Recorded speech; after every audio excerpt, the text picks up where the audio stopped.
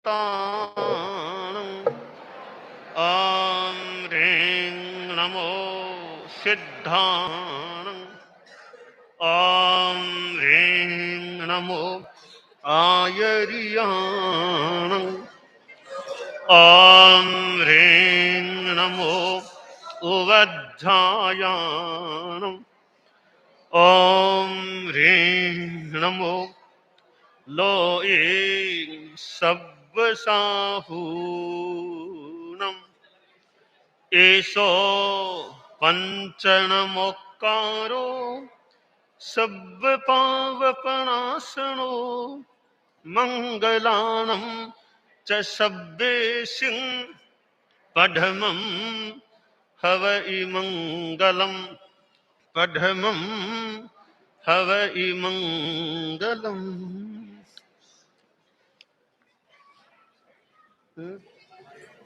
चलो।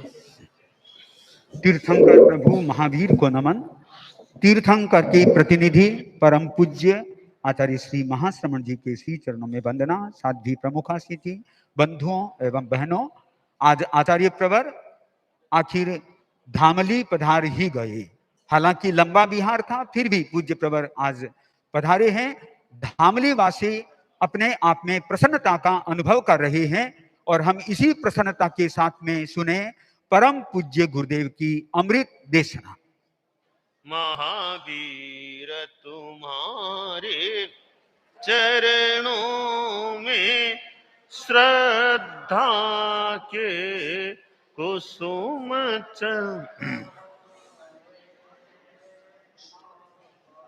ऊंचे आदर्शों को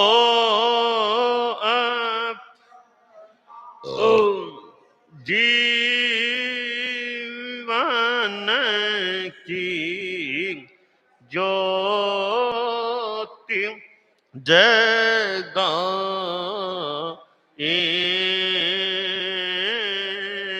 हम महावीर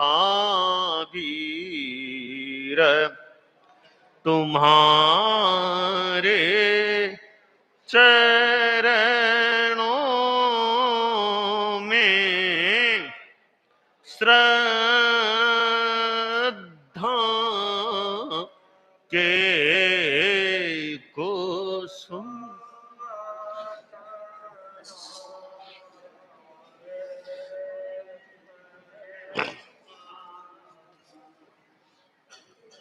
पन्नगे च सुरेन्द्रे च कौशिके पाद संस्पृशि निर्विशेष मनस्काय श्री वीरस्वामिने नमः।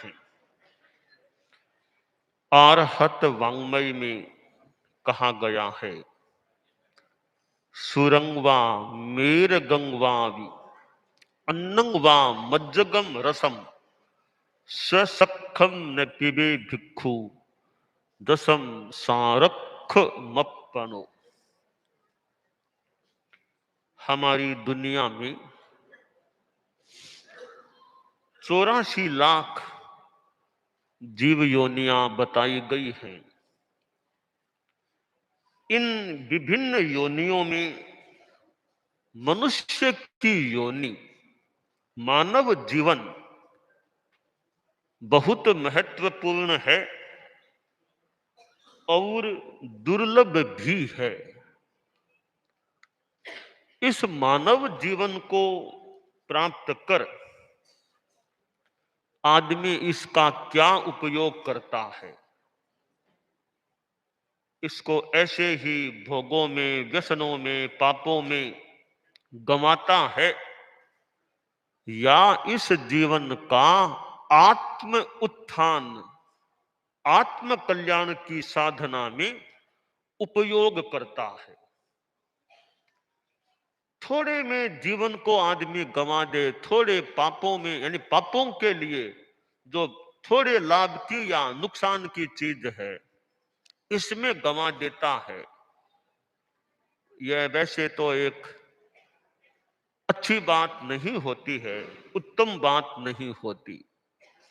मानव जीवन प्राप्त किया, हिंसा, धोखाधड़ी, झूठ, कपट, चोरी, व्यसन, आसक्ति, भोग, इनमें ही मुख्यतया जीवन चला गया, तो मानव जीवन वापस तो कब मिलेगा क्या पता।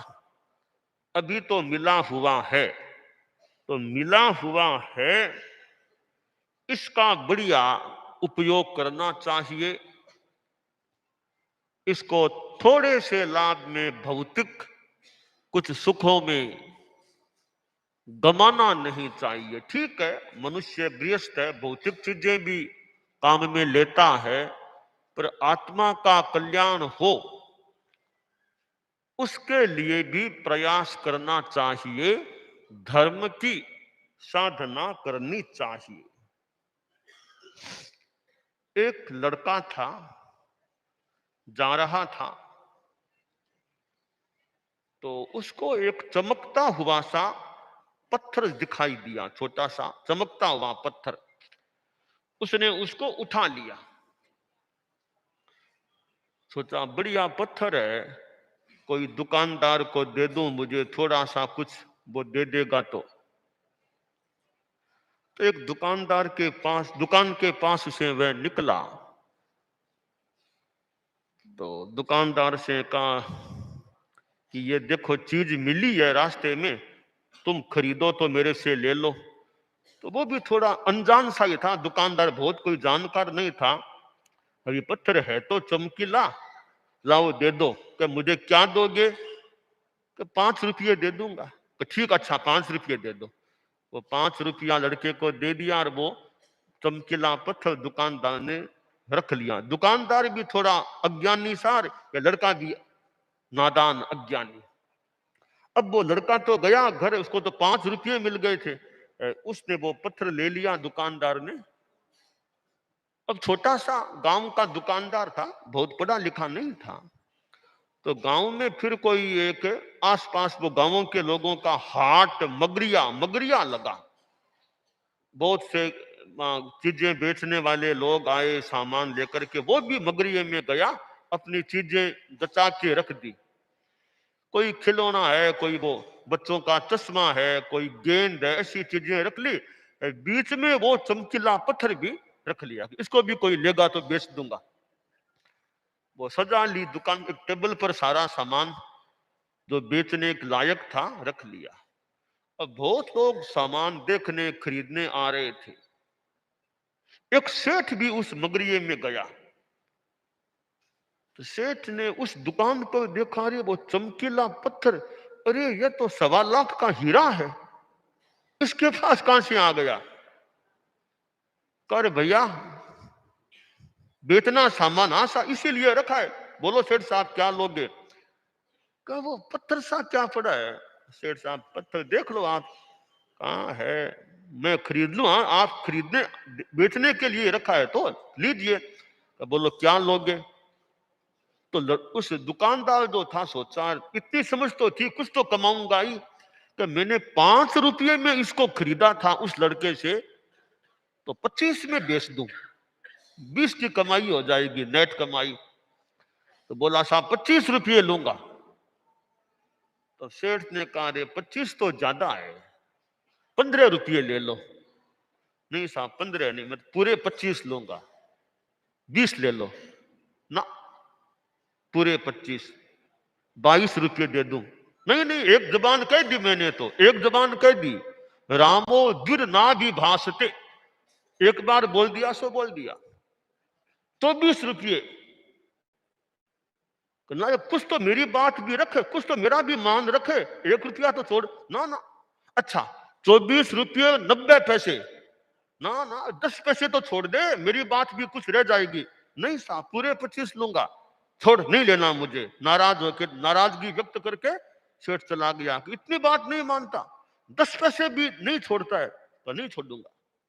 सेठ आगे बढ़ा, सोचा वापिस आऊंगा तब मान जाएगा, ले लूंगा। और जगह घूम घुमा कर घूम रहा था, एक दूसरा और सेठ आ गया पीछे से। उसने भी, वो भी जानकार था। अरे ये पत्थर हीरा 1.25 लाख का, अरे बेचेगा? हाँ साहब बेचने के लिए ही है। क्या लोगे? 25 रुपये लूंगा। तत्काल 25 रुपये निकाले, उसको दिए, वो हीरा लेके वो सेठ चलता गया। अब वो पहले वाला सेठ घूम घुमा के वापिस आया, अब खरीद लूं। पर वो लाला, वो कहां, वो पत्थर दे दे मुझे, ले ले 25 ले। कोई कौन सा पत्थर? तो पहले था ना। सेठ साहब वो तो बेच दिया। अरे किसको बेचा? तो आप जैसे एक और वो सेठ साहब पगड़ी वाले आए थे वो, तो उनको क्या कितने में बेचा? साहब मैंने तो एक ही जबान रखी, 25 रुपये, 25 में बेच दिया। तो सेठ ने कहा, रे मूर्ख आदमी, मूर्ख है तू। साहब मूर्ख कैसे? 1.25 लाख का हीरा था वो, तो तुमने 25 में ही बेच दिया। तब वो दुकानदार युवक था, उसने कहा, सेठ साहब आप माइट हैं, बुजुर्ग हैं, तो जबान संभाल करके बोलिए।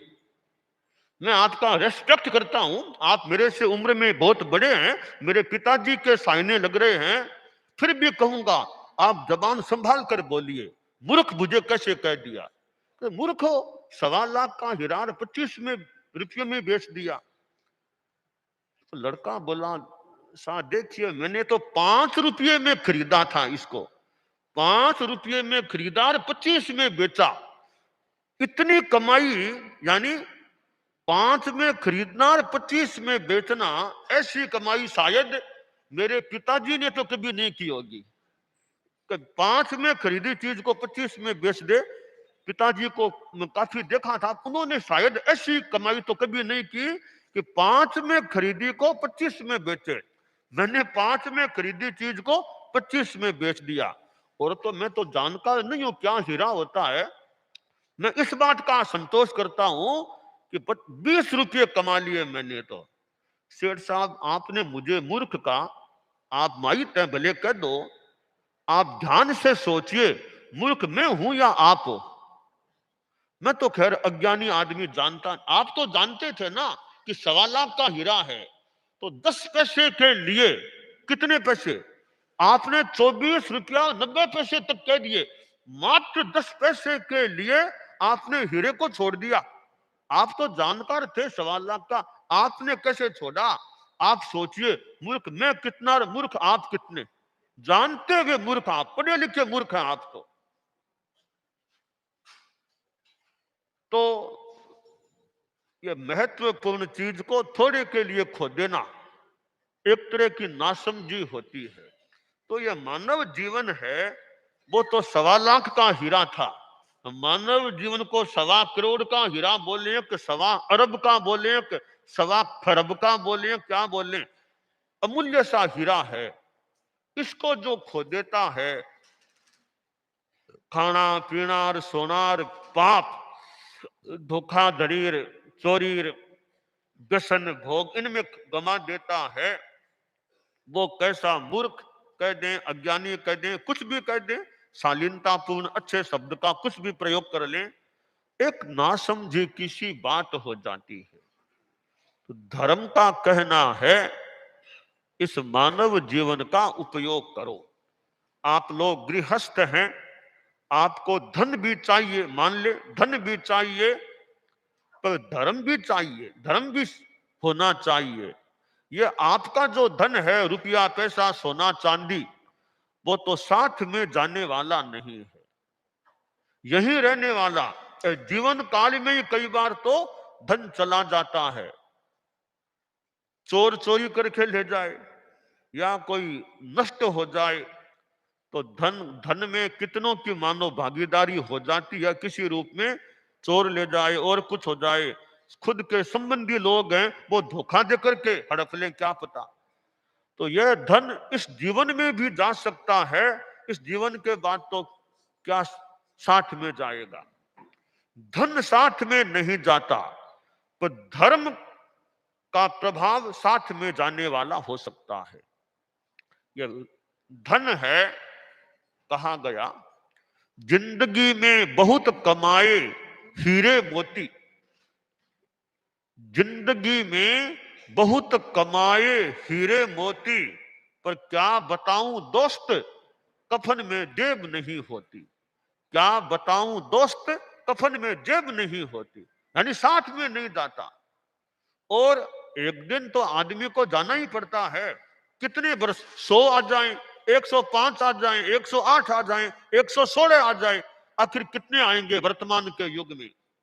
तो आखिर तो सबको जाना होता है। जाएंगे तो साथ में क्या जाएगा, ये हमें चिंतन रखना चाहिए, सोचना चाहिए। मेरे साथ में क्या जाएगा। स्वर्ण भस्म के खाने वाले इसी घाट पर आए, दाने बीन चबाने वाले इसी घाट पर आए, गगन ध्वजा फहराने वाले इसी घाट पर आए, बिना कफन मर जाने वाले इसी घाट पर आए। यानी अंतिम, ये मोक्ष धाम कह दो, कुछ भी कह दो, अंतिम तो वो स्थान है, यानी मृत्यु अवश्यम भावी है। तो मृत्यु तो दुनिया का नियम है। अब साथ में क्या जाएगा, वो हमें चिंतन रखना चाहिए, करना चाहिए कि साथ में जा सके वो चीज मैं तैयार कर लूं। वो चीज है धर्म, सच्चा धन। धर्म है वो सच्चा धन है। सच्चा धन इस माने में कि साथ में आगे भी काम आ सकेगा।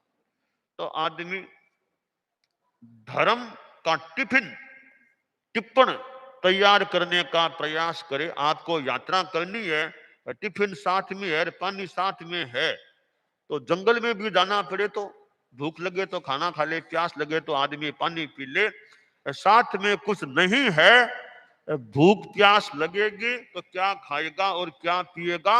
रास्ते में न कोई प्याऊ है, न कुआं है, न तालाब है, न भोजनालय है, क्या कहाँ खाएगा पिएगा। तो हम लोग आज धामली आए हैं और यह धर्म की बात बताया करते हैं। धामली की जनता में भी वो धर्म की चेतना पुष्ट रहे, सद्भावना, नैतिकता, नशा मुक्ति, ये कॉमन धर्म की बातें हैं।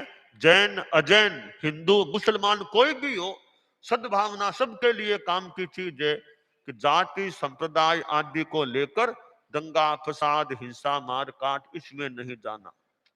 और नैतिकता, जो भी कार्य करो उसमें ईमानदारी, बेईमानी नहीं करनी चाहिए, धोखा नहीं देना चाहिए। और नशा मुक्ति, डी एडिक्शन, शराब, सिगरेट, बीड़ी, खैनी, गुटखा आदि नशीले पदार्थों के सेवन से बचना।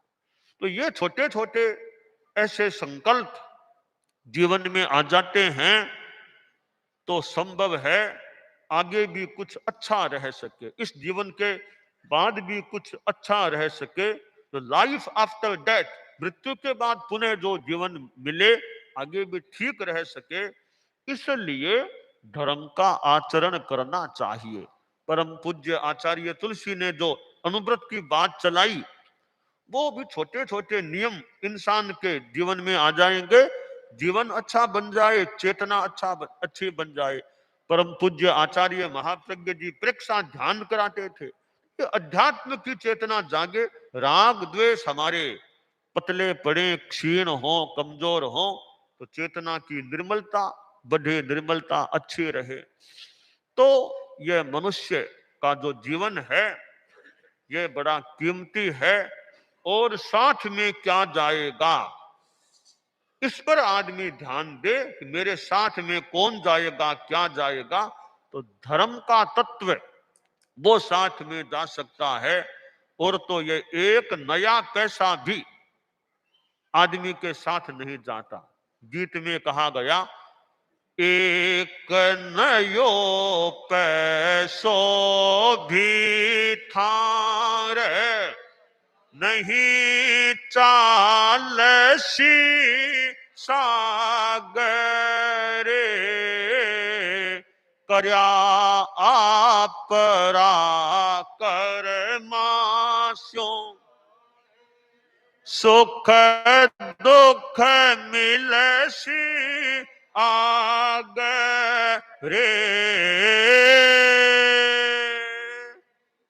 संयम रे मार्ग पर चाल्या, संयम रे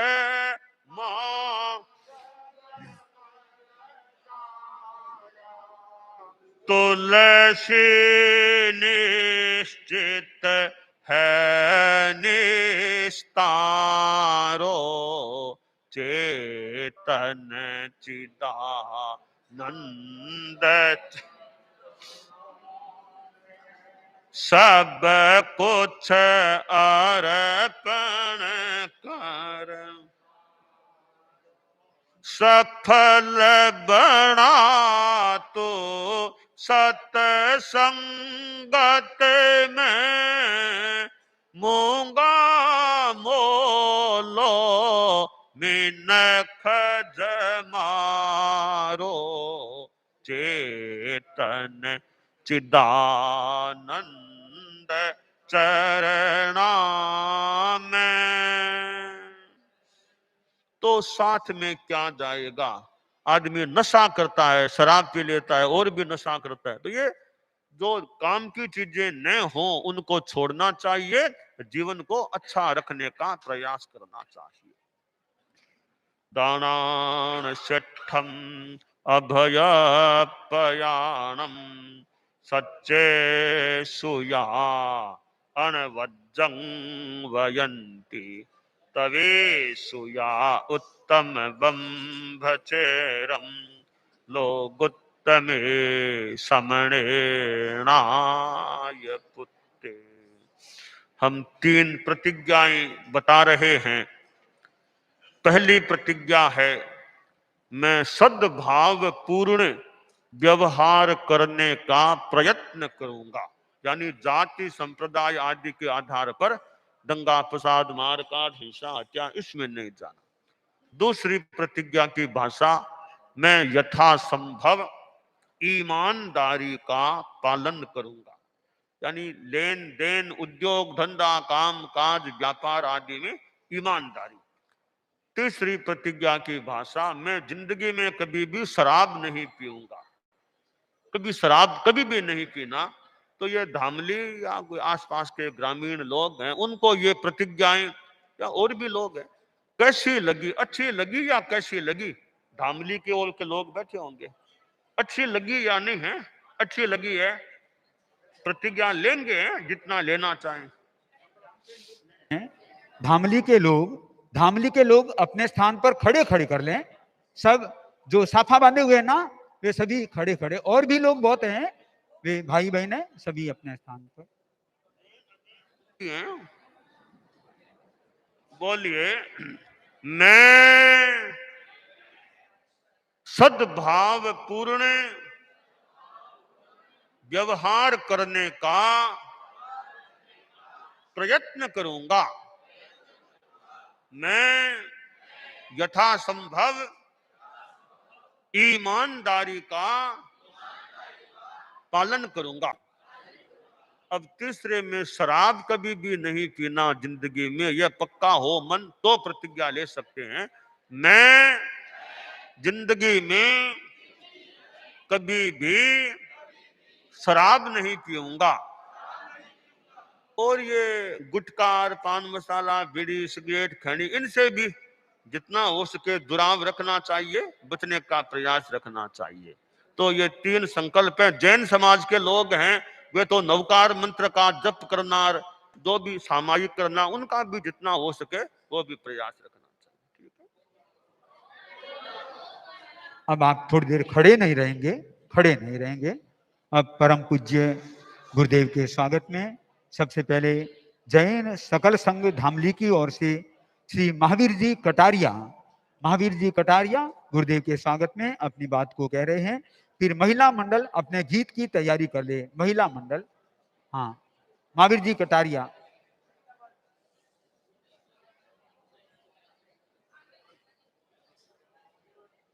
महावीर जी, हाँ। भंते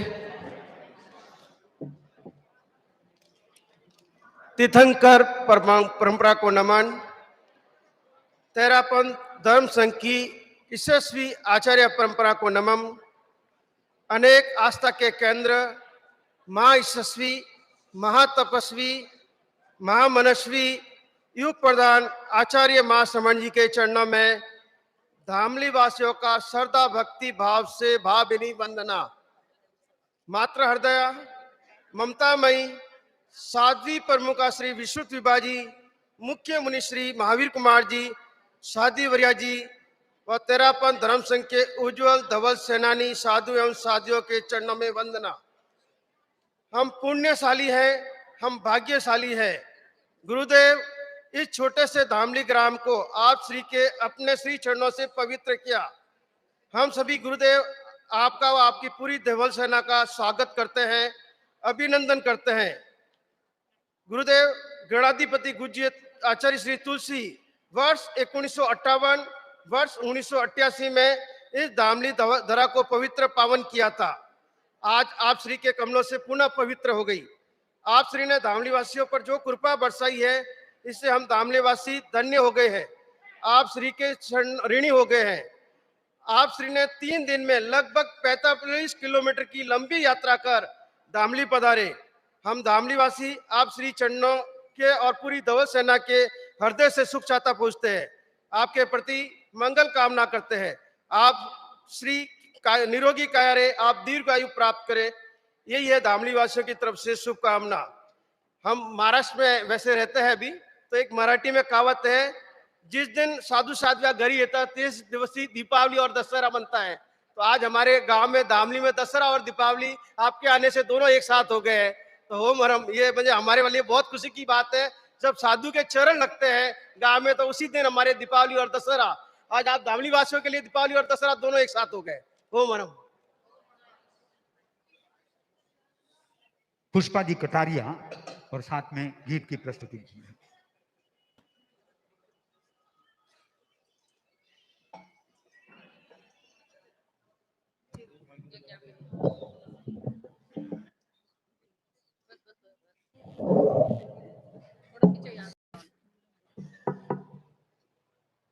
बनते स्वागत तेरी आ बेला, खुशियां हैं चारों ओर, गुरुवर द्वार पधार्या, सुहानी लागे भोर।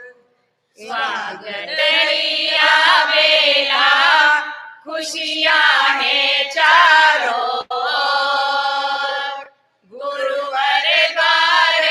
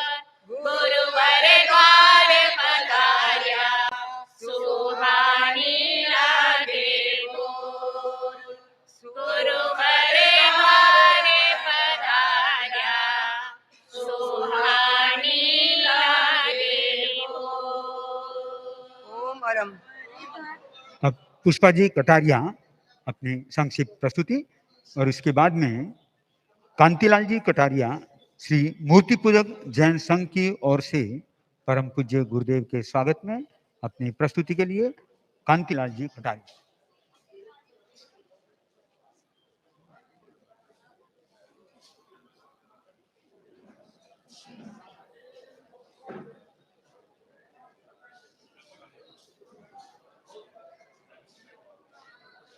हाँ, अभी अभी थोड़ा सा है।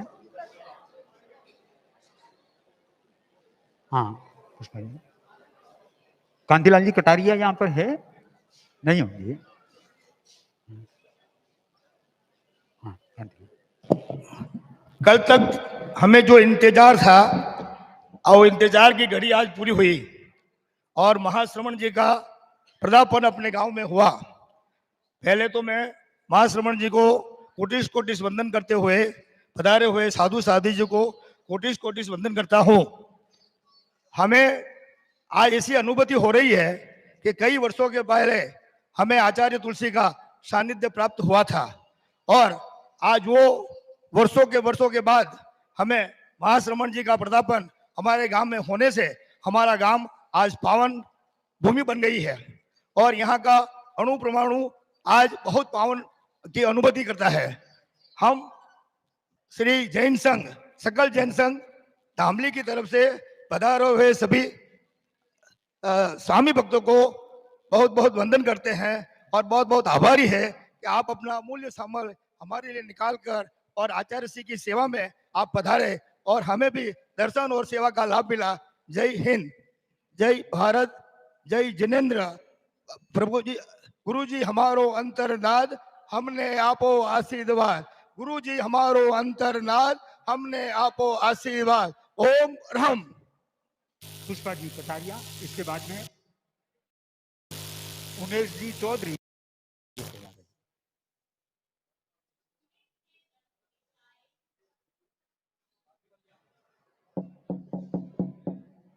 कुसुमित है दसों दिशाए, धरती का कण पुलकाए।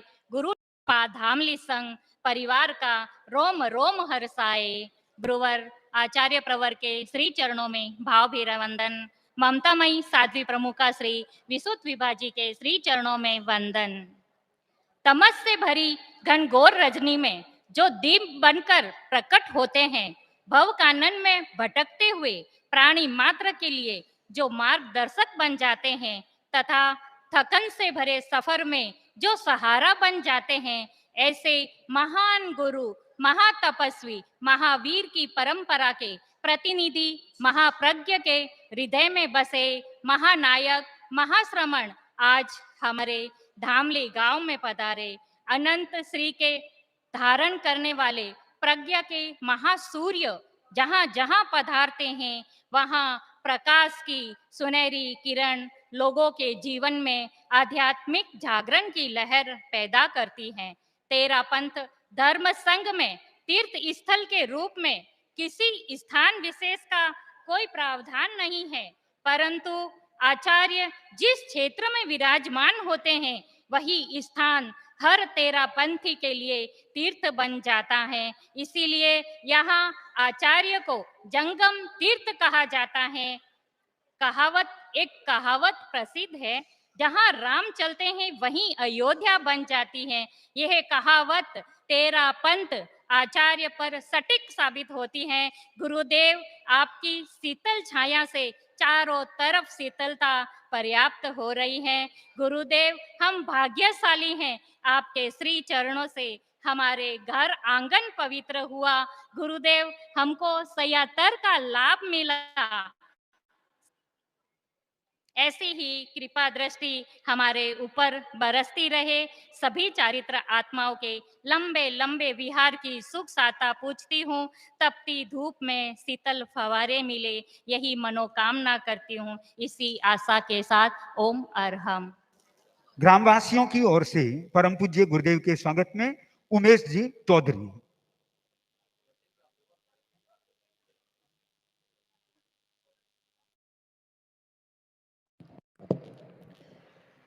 परम वंदनीय आचार्य महाश्रमण जी के चरणों में कोटि कोटि वंदन करता हूँ और समस्त धामली ग्रामवासियों की ओर से आज जो हमारे इस धामली गांव में साधु संतों के साथ उनका आगमन हुआ है और इस धामली नगर को उन्होंने अपने चरणों से पवन कर दिया है, इसके लिए मैं उनका बहुत बहुत ऋणी रहेंगे। हम सभी धामली निवासी, धामली वासी सदा ऋणी रहेंगे। आप यहाँ पे पधारे, हमें आशीर्वाद दिया, हमें मार्गदर्शन दिया, इसका भी हम बहुत बहुत आभार व्यक्त करते हैं कि हम लोग बाहर रहते हुए कि हमारे पूर्वजों ने कुछ ऐसे पुण्य कर्म किए होंगे कि जिसका लाभ आज हमें मिल रहा है, आप जैसे संतों का दर्शन करने का, आपका आशीर्वाद प्राप्त करने का। तो ये धामली नगर, खासकर कटारिया परिवार का भी हम लोग बहुत बहुत आभार व्यक्त करते हैं कि जिन्होंने आज आचार्य जी को यहाँ पे बुलाया और हमें सेवा का मौका दिया। समस्त सिरवी क्षत्रिय समाज और समस्त ग्रामवासियों की ओर से मैं आपका हृदय से आभार व्यक्त करता हूँ। बहुत बहुत धन्यवाद। और वैसे आज का ये कार्यक्रम भी सीरिय क्षत्रिय समाज के इस हॉल में हो रहा है, ये भी इनके लिए प्रसन्नता की बात है। कल परम पूज्य गुरुदेव का खेरवा पदार्पण हो सकेगा और वहां पर भी मुख्य प्रवचन कार्यक्रम, प्रवास भी वहीं रह सकेगा। आप सभी अपने स्थान पर खड़े खड़े हाथ जुड़े हुए सुने मंगल पाठ। अमृत जी खाटेड़ वहीं से अपनी भावना को प्रस्तुत। अरंता मंगलम सिद्धा मंगलम साहु मंगलम केवली पन्नतो धम्मो मंगलम अरहंता लोगुत्तमा सिद्धा लोगुत्तमा साहु लोगुत्तमा केवली पन्नतो धम्मो लोगुत्तमो अरहंते शरणं प्रवज्जामि सिद्धे शरणं प्रवज्जामि साहु शरणं प्रवज्जामि केवली।